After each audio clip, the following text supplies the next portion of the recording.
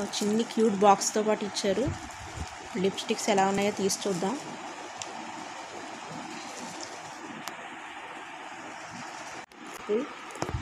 Red, pink చాలా colours వచ్చాయి.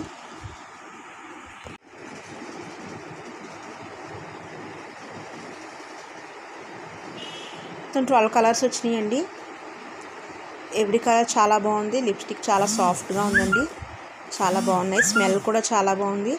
మనకి క్యూట్ బాక్స్ వచ్చింది.